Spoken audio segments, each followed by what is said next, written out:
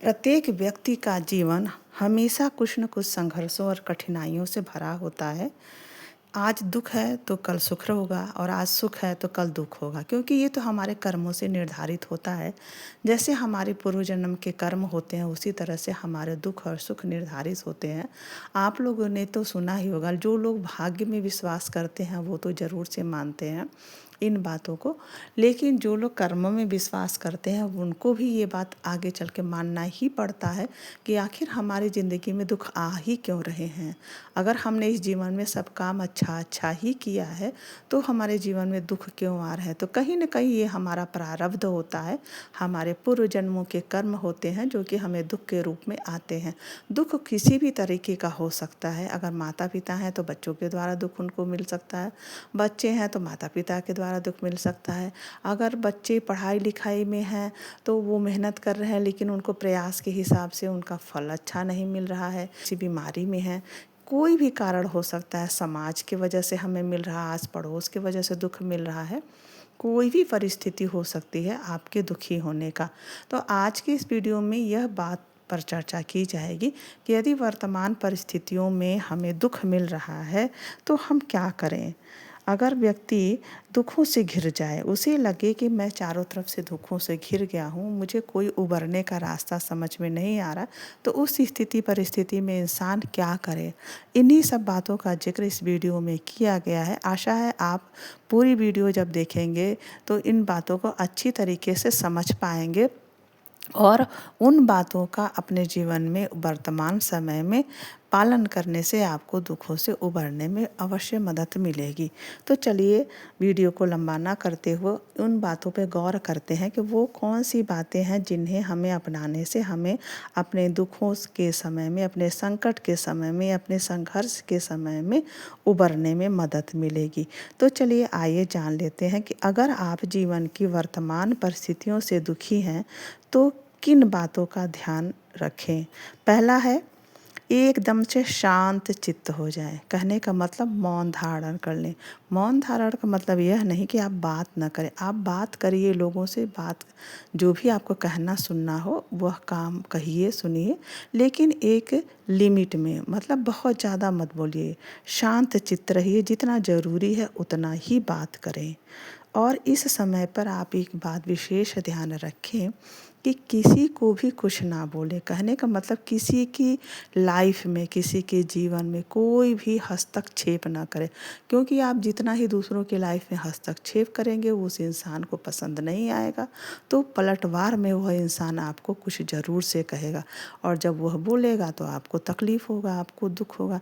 तो इसलिए आपका शांत रहना ही सबसे अच्छा औषधि है। आप चुप रहिए, जितना ज़्यादा हो सके उतना चुप रहिए, कम से कम बात करिए, जितना ज़रूरी हो उतना ही आप बोलिए। तो इस बात का सबसे पहले ध्यान रखिए, क्योंकि शांत चित्त होने से आपको अपने दुखों से उबरने में बहुत मदद मिलेगी। शांत चित्त होने से आपका मन, आपका ब्लड प्रेशर, आपका शरीर, आपकी ऊर्जा एकदम से पॉजिटिव रहेगी। इसलिए आप हमेशा शांत रहने की कोशिश करें। दूसरा है, आप नेगेटिव लोगों से दूर रहें। जहाँ तक हो सके जो लोग नकारात्मक बातें पैदा करते हैं, जो लोग नकारात्मक बोलते हैं, उनसे दूर रहें, क्योंकि आप उनसे जितना ही नज़दीक जाएंगे, जितना ही उनसे नज़दीकी बढ़ाएंगे, उतना ही आपको मन में अशांति की भावना आएगी, आपका मन अशांत रहेगा। क्योंकि जो नेगेटिव लोग हैं उनकी आदत होती है दूसरों की आलोचना करने का, दूसरों के लिए नेगेटिविटी फैलाने का। तो वो बातें आपके अंदर आएंगी, जब आप उन सुनेंगे तो आप भी टेंशन में हो जाएंगे। तो एक तो आप अपने दुख से खुद ही परेशान हैं, ऊपर से आप दूसरों की बातें सुन करके और भी ज़्यादा टेंशन में हो जाएंगे। इसलिए अब जहाँ तक हो सके आप इस समय में नेगेटिव लोगों से दूर रहिए। कम से कम उनसे बातें करिए, कम से कम उनसे मिल लिए। अगर ज़रूरी नहीं है तो नेगेटिव लोगों से बिल्कुल ही अपना संपर्क तोड़ दीजिए, संपर्क काट लीजिए, मतलब कि एकदम दूरी उनसे बना लीजिए।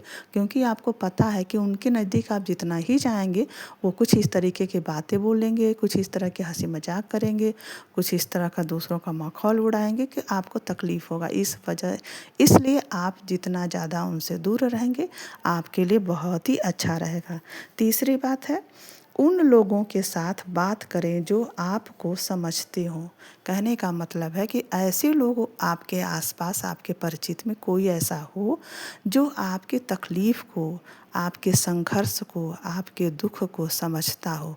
ऐसे लोग से बात करिए। कहते हैं ना कि अपना दुख दूसरे को बताने से दुख हल्का हो जाता है, लेकिन इसका मतलब नहीं है कि आप सबसे अपनी दुख कहते चलिए, क्योंकि इसमें भी एक बहुत बड़ा राज छिपा हुआ है कि आप सबसे अपना दुख कहेंगे तो आपको बहुत परेशान होना पड़ेगा। इसलिए सबसे अपना दुख मत कहते चलिए। कोई ऐसा इंसान हो जो आपको गहराई से समझता हो, जो आपका अपना हो, उससे अपना दुख आप कह सकते हैं। अगर आप उनसे अपना दुख कहते हैं, उनसे अपना दुख साझा करते हैं, तो आपको हिम्मत मिलेगा और आपका बोझ, आपके मन का बोझ हल्का होगा। तो इसलिए उन लोगों के साथ बात करें जो आपको, आपके दुख को समझते हों। चौथी बात है, इस बात पर विशेष ध्यान दें, वर्तमान परिस्थिति को देखकर भविष्य का गोल अवश्य निर्धारित करें। कहते हैं ना कि जो बीज वर्तमान में बोया जाता है वही आगे चल के फलदार वृक्ष होता है।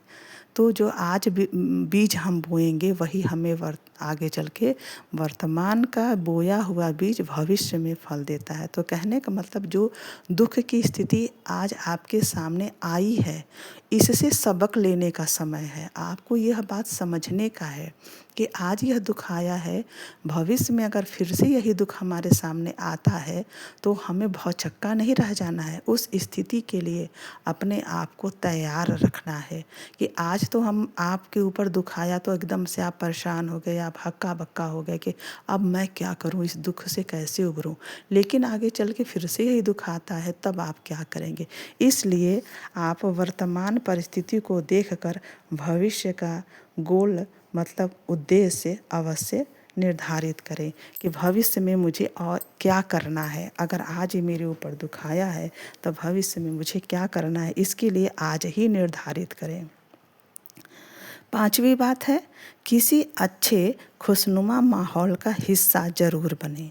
कहने का मतलब है कि ऐसे जगह पे ज़रूर से शामिल हों जहाँ पे पॉजिटिव बातें की जाती हों, जहाँ पे दूसरों की आलोचना नहीं की जाती हो, जहाँ पे माहौल खुशनुमा हो, कुछ गपशप होता हो, कुछ अच्छे काम वहाँ पे किए जाते हैं, कुछ अच्छे लोगों का समूह हो, वहाँ पर आप ज़रूर से जा कर के बैठें, उस माहौल का ज़रूर से हिस्सा बने। क्योंकि वहाँ पे जब खुशनुमा माहौल में आप जाएंगे तो आपको अच्छा महसूस होगा।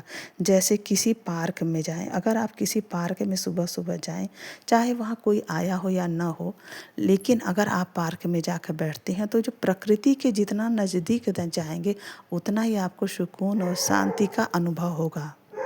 अगर पार्क में नहीं जा पाते हैं तो अपने छत पर, अपने टेरेस पर ही बैठने का प्रयास करें, क्योंकि हम प्रकृति के जब संपर्क में आते हैं, एकदम रूबरू होते हैं प्रकृति से, तो हमें बहुत ही आनंद का अनुभव होता है। इसलिए आप सुबह सुबह किसी पार्क में नहीं तो अपने छत पर ही ज़रूर से थोड़ी देर के लिए बैठें, या फिर किसी मित्र से गपशप करें जो आपका अपना समझ में आता हो। कोई आपका दोस्त मित्र हो या परिवार का ही कोई व्यक्ति हो, उसके साथ आप 5-10 मिनट ज़रूर बैठ कर के गपशप करें, कुछ बातें करें, कुछ ऐसी बातें करें जो आपको अच्छी लगती हों। वो बातें आप ज़रूर से करें। इससे है आपके अंदर नई ऊर्जा का संचार होगा, आपको अच्छा अनुभव होगा।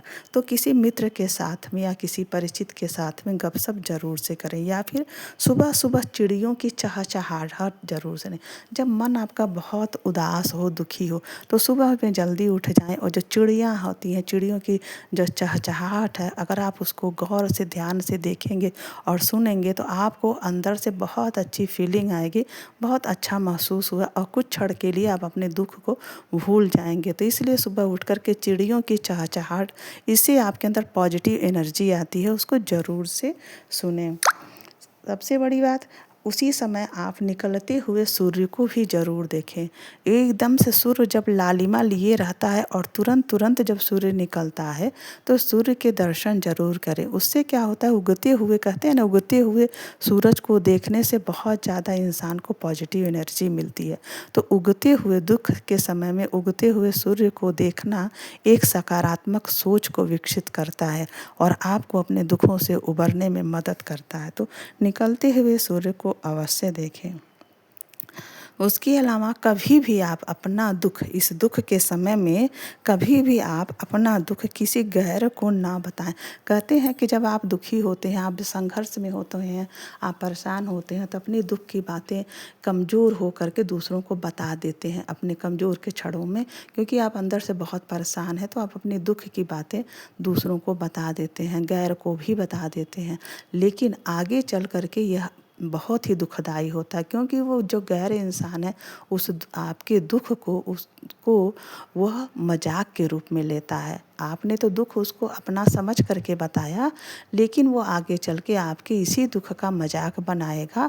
तो आप जब सुनेंगे तो आपको बहुत ही तकलीफ़ होगा, बहुत ही दुख होगा। तो इस समय आप शांत रहिए, सभी को अपना दुख मत बताते फिरिए, नहीं तो आगे चल के आपको बहुत ही तकलीफ़ का अनुभव होगा, बहुत ही परेशानी का सामना करना पड़ेगा। तो इस बात के लिए एकदम सजग और सावधान रहें कि इस दुख के समय में एकदम शांत चित्त रहना है और अपने दुख को सभी से शेयर नहीं करना है।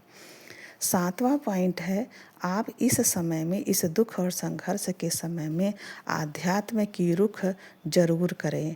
ईश्वर में अपना विश्वास बनाए रखें। कहते हैं ना कि अध्यात्म हमें दुखों से उबरने की शक्ति देता है। ईश्वर में विश्वास रखना हमें यह सिखाता है कि आज दुख है तो कल सुख जरूर आएगा, और हम अच्छे कर्म करेंगे तो हमें अच्छा फल जरूर से मिलेगा। यह दुख का समय ज़्यादा समय तक नहीं रहेगा। यह जैसे दिन और रात होता है उसी तरह से सुख और दुख जीवन में आते जाते रहते हैं। तो हमेशा आप आध्यात्मिक से जुड़े रहिए, आध्यात्मिक की तरफ रुख करिए और ईश्वर में विश्वास रखिए। आपके दुख जरूर कटेंगे और सुख का समय जरूर आएगा।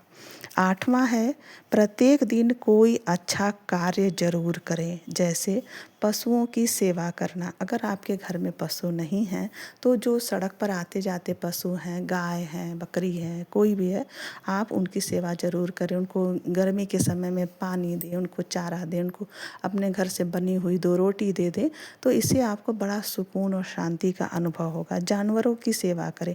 जो सड़क पर गाय, भैंस और कुत्ता सब घूमते रहते हैं तो आप उनको कुछ भी खाने की चीज़ें दे देंगे तो इससे आपके मन को बहुत शांति मिलती है। चिड़ियों को दाना पानी दें। गर्मी के समय में पानी रखें चिड़ियों को दाना दें। ये भी आपके अंदर पॉजिटिव एनर्जी लाती है। कुछ चीज़ें उनको खाने के लिए दें। अपनी जो घर में काम करने वाली मेड है, जो आपके घर में काम करने वाली आती है, उसको कोई मीठी चीज़ ज़रूर खाने के लिए दें। आप जब उसको मीठी चीज़, काम वाली को मीठी चीज़ खाने के लिए देते हैं तो कहते हैं कि इससे शनि देव प्रसन्न होते हैं, और शनि देव हमारे कर्म के देवता होते हैं। जैसे जैसे आप अपने काम करने वाले को, अपने जो आपके घर में जो भी काम करते हैं नौकर चाकर, उनको अगर मीठी चीज़ें खाने को देते हैं तो धीरे धीरे आपके दुख कटने लगते हैं। इसलिए जो घर में काम करने वाली मेड है उन्हें कोई चीज़, मीठी चीज़ खाने के लिए ज़रूर से दें। साथ ही किसी गरीब की मदद ज़रूर करें। आपसे जितना भी हो सके, थोड़ा है तो थोड़ा ही किसी गरीब की मदद ज़रूर से करें। 9वां है, घर में कोई सुगंधित वस्तु ज़रूर जलाएं। आप धूपबत्ती जला सकते हैं, आप अगरबत्ती जला सकते हैं, कोई भी ऐसी खुशबू वाली चीज़ अपने घर में ज़रूर से जलाएं। इससे क्या होता है कि आपके अंदर सकारात्मक सोच विकसित होती है। तो इसलिए जो घर में कोई सुगंधित वस्तु जलाई जाती है, चाहे कुछ भी हो, वो अगरबत्ती हो सकता है, धूपबत्ती हो सकता है, या कुछ भी सेंटेड चीज़ें हो सकती हैं। अगर आप उसको जलाते हैं या घर पर कुछ छिड़कते हैं इस टाइप से, तो वो पॉजिटिव एनर्जी को खींचती हैं। तो सुगंधित वस्तु ज़रूर घर में जलाएं, जिससे पॉजिटिव एनर्जी घर के अंदर बना रहे। तो शाम के समय में लोबान का धुआं घर में ज़रूर से दें। शाम के समय में घर में लोबान का धुआं देने से घर की जो नेगेटिविटी होती है, नेगेटिव एनर्जी जो घर में होती है, वो घर से बाहर निकल जाती है। नेगेटिव एनर्जी कहने का मतलब घर में जो सामान होते हैं वो भी नेगेटिव एनर्जी पैदा करते हैं। हमारे अलमारी हो गए, हमारे बेड हो गए, हमारे पुराने कपड़े हो गए, टूटे फूटे कुछ बर्तन हो गए, या टूटे फूटे सामान कुछ इस तरह के, तो वो सब अगर आपके घर में हैं तो वो सब भी नेगेटिव एनर्जी पैदा करते हैं। तो जिन चीज़ों की आपको ज़रूरत नहीं नहीं है उन चीज़ों को तो घर से निकाल कर बाहर फेंक दीजिए। किसी को देने लायक हो तो उसको दे दीजिए, उसके काम आएगी। अगर उसको देने लायक नहीं है तो किसी कबाड़ी को बेच दीजिए, या फिर कबाड़ी को भी देने लायक नहीं है तो आप उसको फेंक दीजिए। लेकिन घर में कूड़ा करकट के रूप में फालतू सामान इकट्ठा करके मत रखिए जिनका यूज नहीं हो रहा है। तो इस चीज़ पर का भी विशेष ध्यान देना चाहिए कि हमारे घर में फालतू चीज़ें इकट्ठा ना होने पाए, क्योंकि ये नेगेटिव ऊर्जा उत्पन्न करती हैं। तो इन चीज़ों को हटा दें और शाम के समय में घर के प्रत्येक कमरों में लोबान का धुआं अवश्य दें। और धुआं देने के बाद उसको जिस चीज़ में, जिस बर्तन में आपने लोबान सुलगाया हुआ है, लोबान जलाया हुआ है और कपूर जलाया हुआ है, उसको सारे कमरों में धुआं देने के बाद ले जा कर के कहीं कॉर्नर में, कहीं ऐसे जगह पे रख दें जहाँ पे उसका सारा धुआं उड़ जाए, बाहर को निकल जाए। तो यह काम ज़रूर से करें। इन सब बातों का ध्यान देने से आप हमेशा पॉजिटिव रहेंगे और आपको दुखों से उबरने में बहुत मदद मिलेगी। तो अगर इन सब चीज़ों का आप पालन करते हैं तो आप देखेंगे कि कुछ दिनों में आपके अंदर सकारात्मक ऊर्जा का संचार होगा और आपके दुख धीरे धीरे कम होते चले जाएंगे, और या यूँ कहें कि आप अपने दुखों पर विजय पाएंगे। तो चलिए मिलते हैं अगली वीडियो में। आज के वीडियो में बस इतना ही। मिलते हैं अगली वीडियो में। तब तक के लिए आप सभी को बहुत बहुत शुभकामनाएं।